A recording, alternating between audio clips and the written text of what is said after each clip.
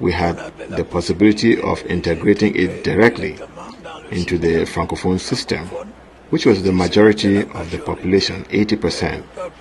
But I believe they have held on to their own identity, and that is why we have instituted this in the Anglophone zone. But they will remain within the territorial integrity of Cameroon. In the beginning, God created heaven and earth, and saw that it was good. Then he created man in his own image, male and female, and told them to go, be fruitful and multiply.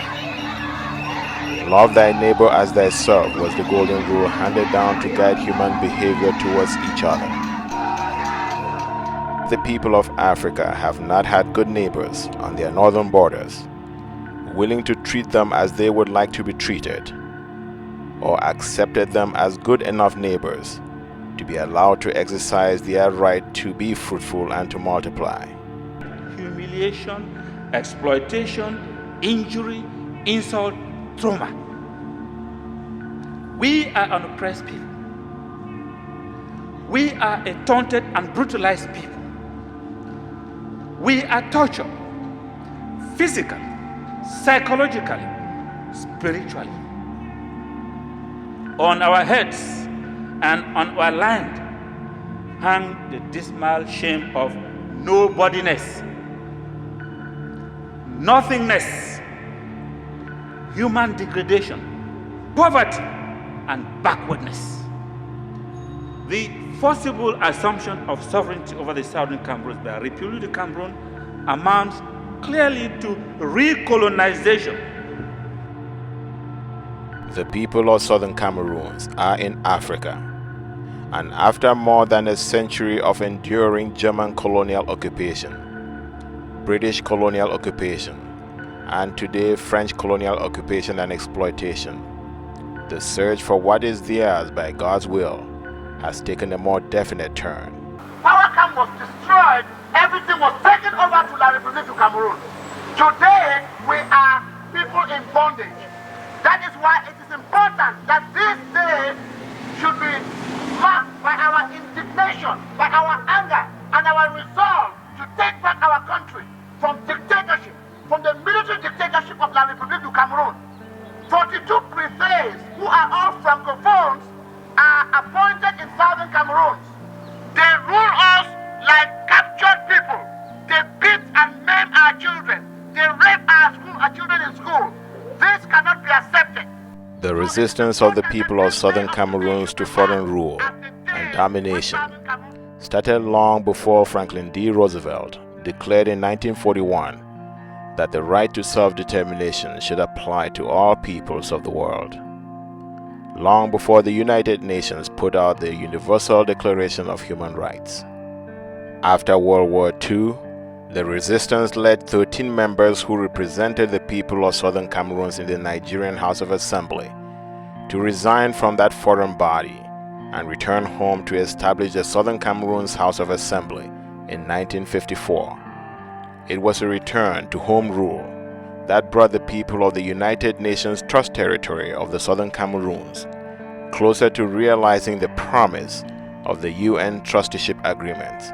Article 76 of the UN Charter limits the trusteeship system to only two alternatives for a state. You either develop the state to self-government or to independence. This is our story. The British had something else in mind. Ian MacLeod, the British colonial secretary in 1961, sold our country like a cattle ranch. The records are there, the names they're talking about sell our country like a cattle ranch to De Gaulle to annex to French Cameroon.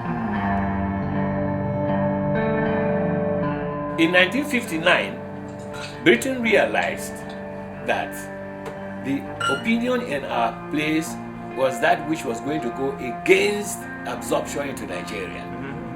So they now have to create a scenario where we will vote to to join Nigeria. That scenario came by introducing the fact that if we do not join Nigeria, we will have to be made to join the Republic of Cameroon. So if it became independent. So it was like a stick and a carrot. Yeah, so that was the situation. The people of Southern Cameroons were given the unflattering choice of union with the war-torn French-owned territory east of the border, operating under the name of La République du Cameroun. It was in pursuit of these two foreign alternatives that a plebiscite was forced on the people of Southern Cameroons. The first alternative was to give up their right to self-determination in favor of continuing the abandoned existence they had endured in union with Nigeria for over 45 years. And the second alternative was introduced as a blackmail to scare off the people of Southern Cameroons into accepting the first alternative. The people of Southern Cameroons did not fall for the trick and rejected continuous union with Nigeria, in which they had lived as second-class citizens in their own country, without the ability to develop themselves, and neglected for over 45 years. It is true that the motivation is a more negative one, against union with Nigeria and against Igbo domination, than a positive, attraction for the French side. The British government followed through with its threat, and in 1961, unconditionally handed the people of Southern Cameroons to the French. There was going to be a post-plebiscite conference organized by the United Nations. Okay. Question I'm asking you is, has the United Nations organized that post-plebiscite conference? To this day, the answer is no. Okay. Therefore, the implementation of the results of the plebiscite in Southern Cameroon have not been implemented to today. Okay, so what about the Fumban Conference? The Fumban Conference was neither here nor there. It was an illegal organization. It doesn't conform to this.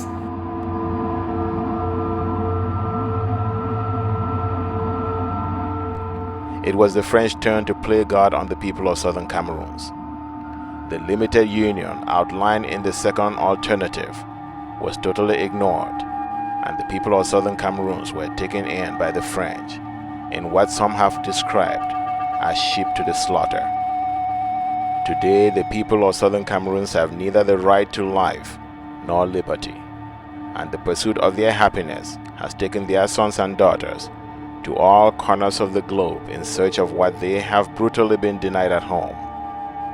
In the history of all the colonial powers that have occupied Southern Cameroons, the people have experienced nothing like what the French have dished out to them since taking over their country in 1961. Our legislature, our government, our House of Chiefs, our judiciary, our police force, all these were dismantled in 1972. The aim was not only that, it was also to exploit and rape our economy.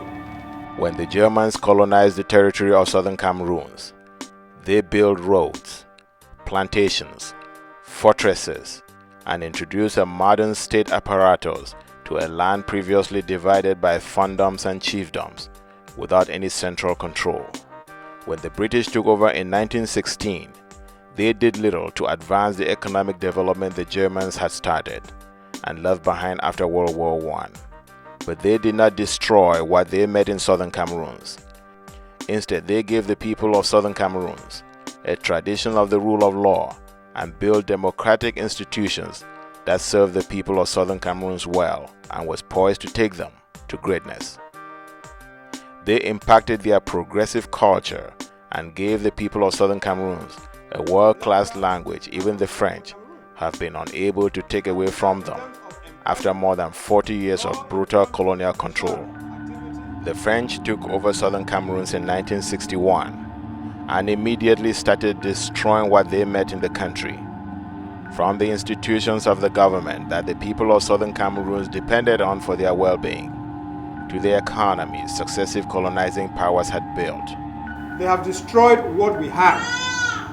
Without adding anything, they have destroyed what we had. Under the pretext of resurfacing our roads, which were tarred prior to unification, they dug up the existing tar, destroyed the roads, and in that state abandoned them, as in the case of Kumba Mbonge and the Kumba-Tombel roads. They looted the West Cameroon Marketing Board, which Anglophone Cameroon set up prior to independence, and misappropriated with impunity its huge financial reserves of over 78 billion francs CFA. They closed down our agro-industrial establishments such as the Santa Coffee Estate, and later the Womb Area Development Authority and the Obang Farm Settlement. They have taken away from us the responsibility to plan our towns and to maintain in them the high standard of sanitation that used to prevail. They have destroyed the effective system of financing small-scale industries and enterprises, which Southern Cameroons had established through the creation of such institutions as the West Cameroon Development Agency and the Cameroon Bank. They killed the Cameroon Bank. They contrived to squeeze out Anglophone business and to maintain an excessive grasp and control over finance and business. They fixed the terms and conditions of credits and control access to finance institutions, both public and private. As a result, familiar Anglophone businesses staffed of credits, such as Fomenkis Direct Supplies, Niba Automobile, Nanga Company, Kilo Brothers, Che Company, and so on, are no more. The Southern Cameroons has not changed 1 inch ever since the British left 50 years ago. To travel 50 kilometers, you have to take it 2, 3, 4 days. It is unacceptable. In 1984, believing that the destruction and dismemberment of the people of Southern Cameroons was complete, Paul Biya, the French-installed and protected president of La République du Cameroun, declared Southern Cameroons the property of France and extended the internationally recognized boundaries of the French Central African Territory of La République du Cameroun from the River Mongo to Bakassi, where the territory of Southern Cameroons met with Nigeria. God took us into that slavery, and God is bringing us out whether they like it or not. When did you imagine a government, they sit down and pass a law, believing that they are now trying to erase the what they call Anglophone problem. There should be no trace that there ever existed another country. Little did they know, God was trying to get them to revive the sovereignty of that country. Because when two people form a partnership, and that partnership is called Ambe-Chotu partnership, when it is dissolved, and Ambe is re-establishing a business of his, the partnership dies. Automatically, Chotu is independent of that. It's like a marriage. When you divorce a marriage, one man does not remain married. They become all free. Goji Dinka fired the first shot in 1985, and since then the people of Southern Cameroons, one after the other, have stood up to remind the French and those working on its behalf in La République du Cameroun, the British and the UN, that in a constitutive two-state federation, the revival of the statehood of one state necessarily entails the dissolution of the union. It is not a situation where we are trying to carve out ourselves a boundary and to leave a country where we got independence as a unit.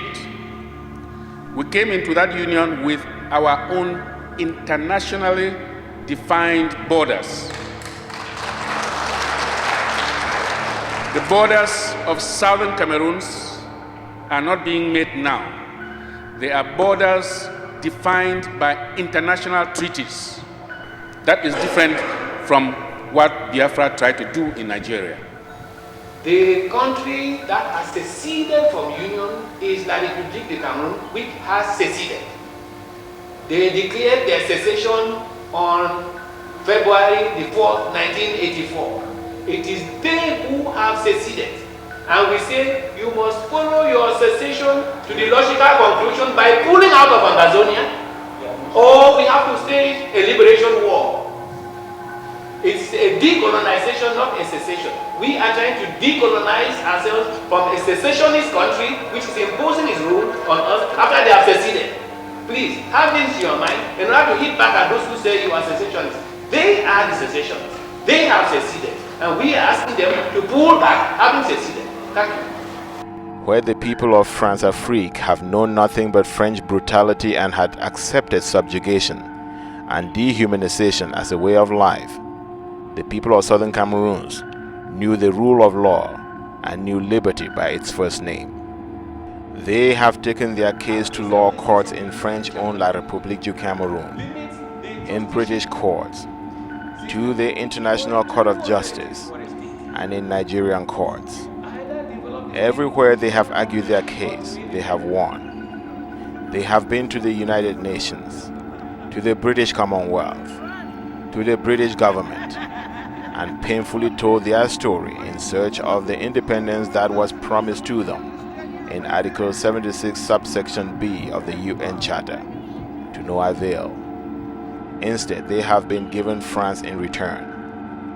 There is no agreement anywhere in the world that gave France the right to southern Cameroons, then or now.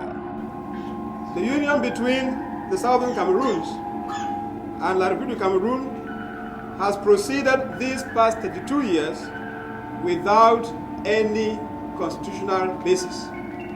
In May 1961, de Gaulle got Ahidjo to enact what they call the Federal Republic of Cameroon, a law of Yaoundé. The British were still in our country. Yaoundé passes a law which was to be applied on our country. It is not only illegal, but it is extraterritorial. A law is only legal when it's applied within the territorial limits of that country.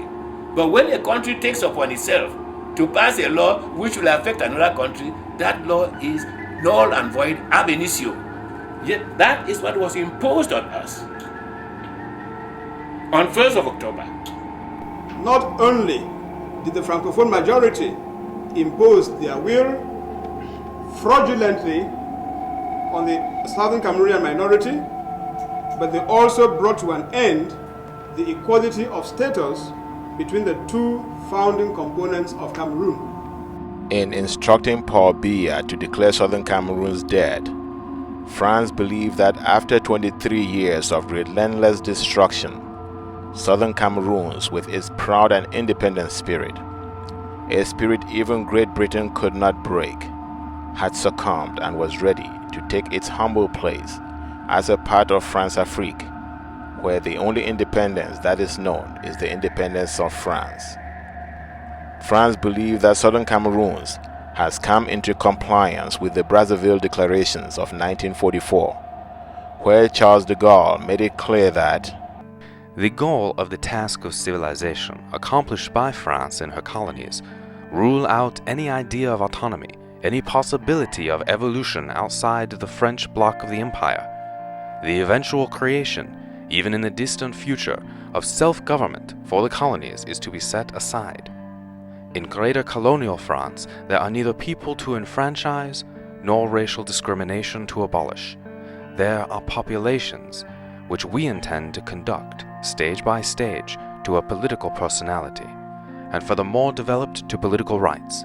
But this will mean that the only independence they will want will be the independence of France. the dream of ruling Africa for 1,000 years was a dream Charles de Gaulle borrowed from Adolf Hitler and proclaimed in the jungles of Africa in 1944. It was a dream that has largely been successful where no British feet have walked. Southern Cameroons was British property from 1916 to 1961, and the people of Southern Cameroons were British subjects, a fact the French thought could be ignored. And there was a certain gendarme who came, stood at that road and then whistled. And then the rest of the gendarmes or armies rallied there. And then from there they met for his house. One of the mothers who escaped and went and delivered in the bush, and that is the baby in the hand she's holding. You be wrong going for which side, madam? I be going for route from Garo. I go born for route for it. You got born for road? For inside bush. For inside bush? As she was moving towards the house, she was shot by the back, and that was all. Then she fell down. You can see her eyes and everything. Is she a member of the SDM? Yeah, she's a member of the SDM. Is she holding an executive? She has nothing to do with an executive. She's just a supporter. Just a supporter. A sympathizer. A sympathizer.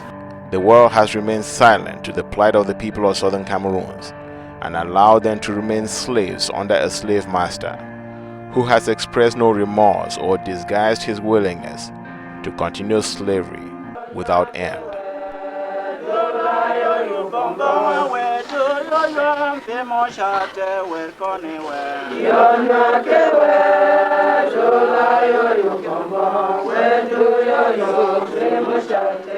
The colonization of Africa in 1884, shortly after slavery was ended, was a continuation of slavery in another form, one more efficient and profitable, one in which the European eliminated the cost of transporting Africans across the ocean and maintaining them on plantation land and instead enslaved them at home in Africa.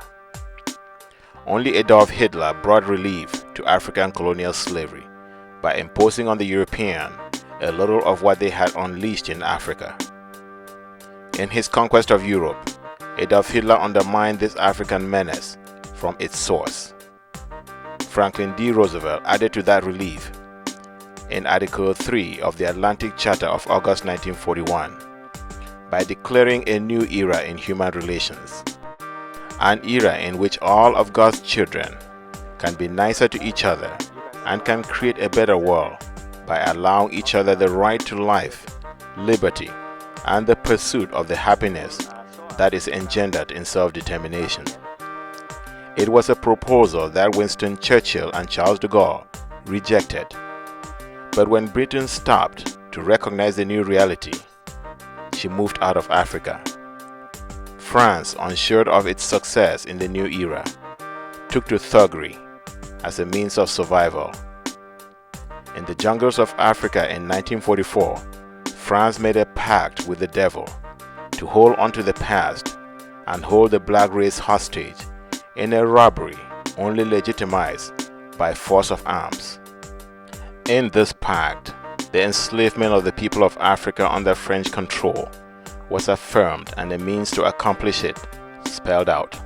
Instead of allowing a mob of proletarians, more or less badly dressed, speaking more or less French, to grow up through contact with us, we would do better to create an elite, beginning with the chiefs and notables who have been made by us personally responsible for power, will progress by their experience in dealing with the difficulties they encounter, and, as they become attached to their work, will win their spurs on behalf of the country and within it.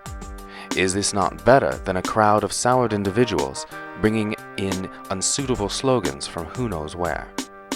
And so, just as old slavery gave way to new and improved slavery in colonization, the French slave colonies gave way to the colonial state, and the benefits of slavery continued to flow undisturbed. This time effortlessly, a black slave master was elevated to carry the same whip and command the same hound dogs, demanding the same output for the same old master. It is owned by France. Cameroon is not in the OPEC. Why? Because Cameroon doesn't sell our oil. France, it has the right to sell our oil. They fix a price. They don't have to go to OPEC. So you find that the whole thing. And the employees from top management to labor are from Francophone Cameroon. Now, neither in terms of employment, nor in terms of commercial activity, nor in any other terms, has Sonara brought anything to Victoria. And yet, we would boast and say that Sonara is now part of the country. Nor has the colonizer relaxed his equally obsessive endeavors to collapse or truncate our legal and educational systems and to force on our children a counterfeit form of education designed to secure ignorant submission to the colonizer and to consign them to an inferior and insular learning that guarantees them a bleak future. This is a savage fate which no self-respecting people anywhere in the world can possibly accept or endure. The reality of the persistence of this colonization constitutes a violent assault on our person, on our human rights, on our national rights, and on our property. This colonialism by an African country, itself colonized and subsequently decolonized not long ago, is a humiliating slavery imposed upon us by force. And this gives the lie to the colonizer's heroic efforts to present to the outside world the fiction that his colonization is by our consent and that we are more than happy with our lot and status as a colonially dependent people. Let me give Minister Atanganji a voice on this.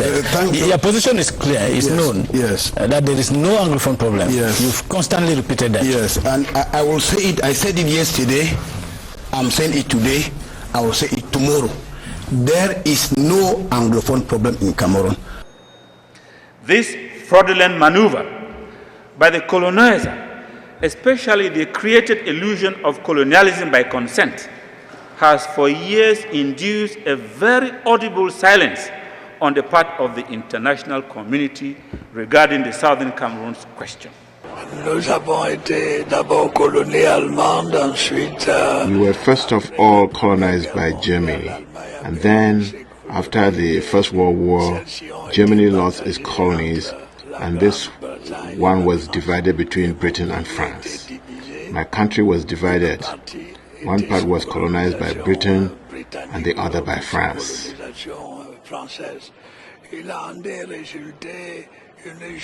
We were faced with a juxtaposition of two cultures and civilizations, and this made things delicate.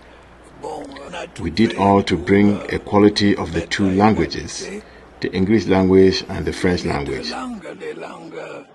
But the mentality, the educational system, the judicial system were different.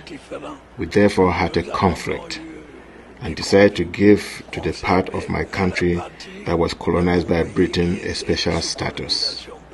But it will remain within the unity of the nation. This is the problem we have resolved. We had the possibility of integrating it directly into the Francophone system, which was the majority of the population, 80%.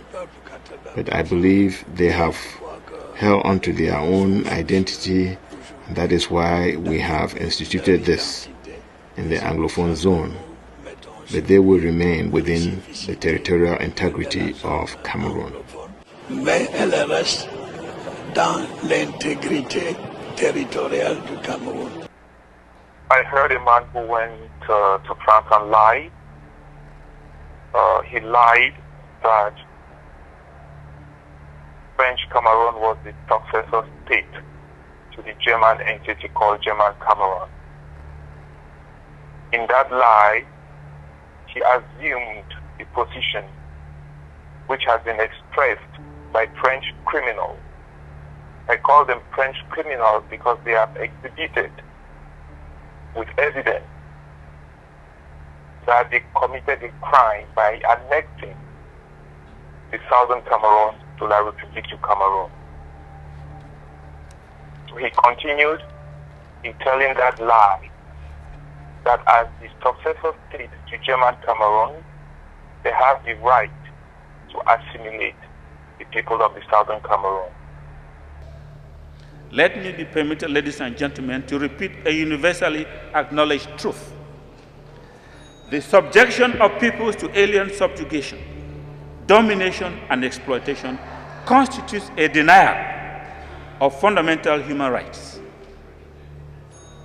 Colonization of whatever color and in all its forms and manifestations is incompatible with the Universal Declaration of Human Rights and is contrary to the United Nations Charter. It constitutes a breach of international peace. In fact, it is a crime against humanity.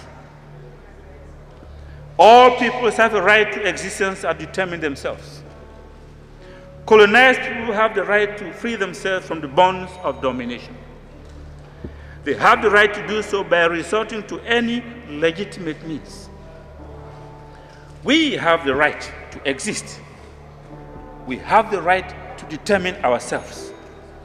As a people presently under the colonialism, we have the right to free ourselves from colonial occupation. I know of no people that does not value freedom and that has never fought for freedom. We aspire to be free like all other peoples of the world.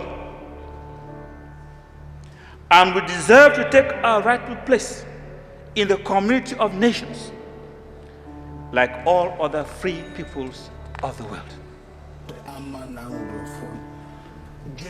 We know that one or two amongst us think they can sell us down the river.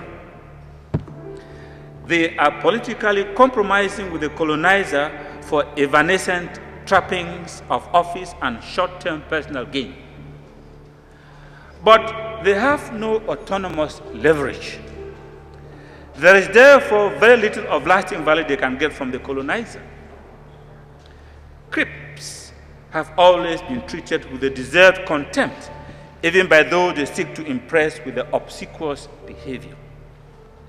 Of course, we too, like every other people in the world, have our own sprinkling of the quislings and the patterns of this world. But in the moral and legal playing fields, the issue of the restoration of the statehood of the Southern Cameroons is not what the colonizers rented deadwood waffles and what his hired itinerant and boss crowd shout from the stands. It is the obdurate facts of history, the constancy of truth and purpose, the righteousness and rightfulness of the cause, and our conscientious belief in what we have repeatedly pledged to deliver. The fact that the colonizer continues unabated to terrorize and brutalize us and to rape and plunder our resources is conclusive evidence of his moral weakness, his moral deformity, and his complete legal vulnerability. Time has run out for the anti-restorationists. The political leadership of Republic du Cameroon has never aspired to establish and has no intention whatsoever of establishing a free and open society based on common bargain, on goodwill and on good faith. On 1st January 1960, Republic du Cameroon gained, in the throes of bloodletting, an independence that has never materialized in actual peace and freedom. The Republic has turned out not even to be a practicing republic. Judging by the oligarchy that has been in power for half a century now, its electoral and constitutional thuggery, its appalling human rights record, its privatization of the state, its royalization of the republic, and its institutionalization of corruption in the body politic. Significantly, the Republic du Cameroon police have always been terror agents and defenders of the ruling oligarchy and its despotic dispensation. They are complete strangers to the ethical role of a civilized police service as peacekeepers and public protectors. There is no disciplined use of deadly force.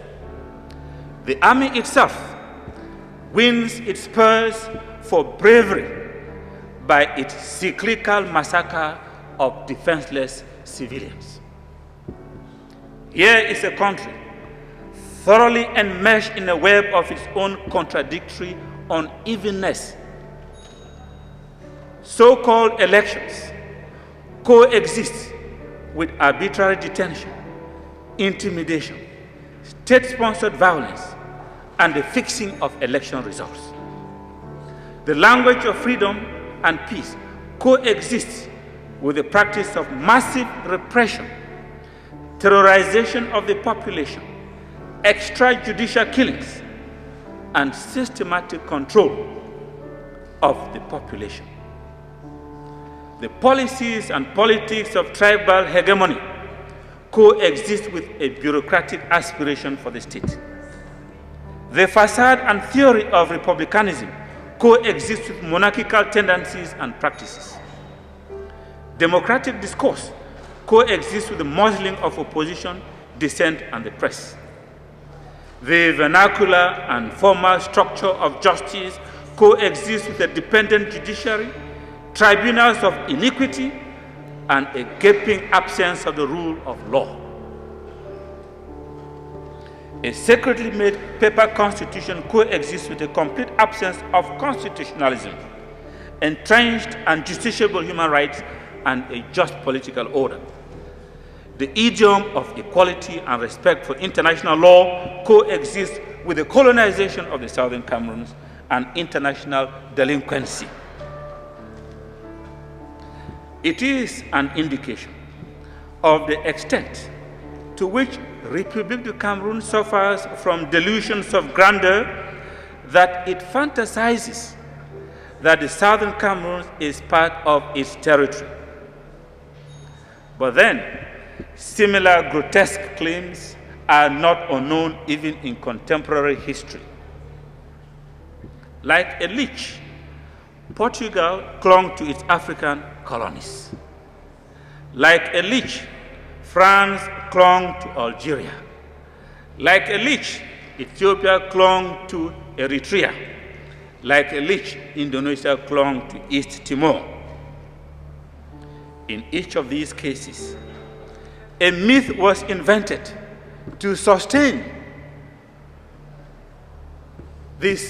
and legitimize the colonialism.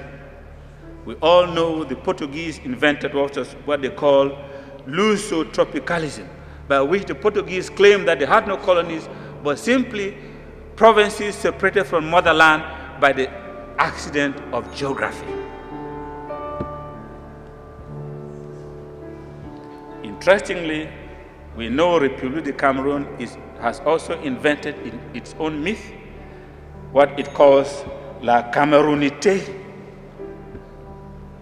and has been shouting ever since that the southern Cameroon is part of what it calls La Patrie. We all know that it's merely a localized version of the French slogan, L'Algérie est française, l'Algérie est française. But the interesting thing for our purpose is that in each of these countries, Portugal, Algeria, Ethiopia, East Timor,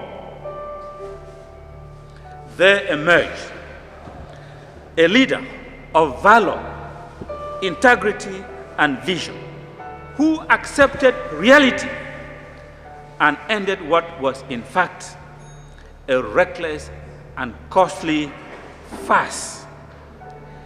Each of these countries, to my opinion, did enormous service to their country. That is the salutary and redemptive path Republic du Cameroon must take. She should not let foolish pride, and we all know pride goeth before a fall. She should not let foolish pride blind and prevent her from taking the humble but courageous step of pulling out of the southern Cameroons. The scales must fall from her eyes so that she can see and accept reality, that the southern Cameroons is no more a part of Republic du Cameroon than Algeria was part of France, Eritrea a part of Ethiopia, East Timor part of Indonesia. From whatever angle the southern Cameroon question is viewed, the inescapable fact is that the Southern Cameroons is Southern Cameroonian territory and will always remain so, in the same way as Republique du Cameroon is that country's territory. The execrable accident of history, which constrained the Southern Cameroon to federate Republique du Cameroon in the first place, can never turn an inch of Southern Cameroonian soil into an extension of La République du Cameroon. I therefore challenge thinking natives of République du Cameroon and liberal-minded citizens of that country to stand up and denounce the imperialism of the government of their country and join forces with us in bringing to a speedy end a monstrous territorial expansionism. That is what will underwrite peace, stability, freedom, and liberty in République du Cameroon itself. That is what will enable her to truly be at peace with herself and to focus on the task of her development. République du Cameroon must end her propensity for evil and to cooperate with the tide of history. She cannot continue to play the deaf and the dumb and to combine naked force and false propaganda a la Goebbels in a brave effort to present to the outside world a fake facade of peace and tranquility. A country, ladies and gentlemen, which glorifies its existence on falsehood in all normal circumstances or in fraud can never prosper. Our goal is the restoration of the statehood of the Southern Cameroon, lost through République du Cameroon colonization and territorial expansion. It is a people-driven agenda which can easily be verified by any doubting Thomas. This agenda is consistent with the law of nations and nature's law. Restoration is a categorical imperative for more reasons than one. No worthy people can ever accept colonial subjugation, whatever its color or its form. Restoration is the only lasting way by which we can regain our dignity and self-worth, both as individuals and as a people. It is only within the framework of a restored Southern Cameroon that we can truly feel safe and be safe. It is only within that framework that our individual and collective well-being and interest can effectively be assured and the future of our children guaranteed. It is only within that framework that we can fulfill our potential and be able to make informed choices. Our struggle did not begin yesterday and will not stop until our set goal is attained.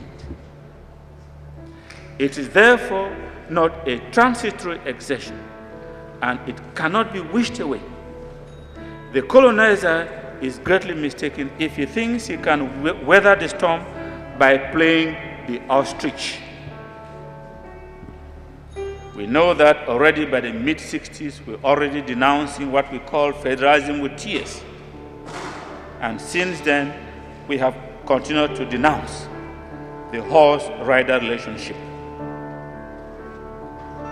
When a people are denied the right to live a life of dignity and freedom, when they are denied the right to control their own affairs and fashion their own destiny, then they have no choice but to fight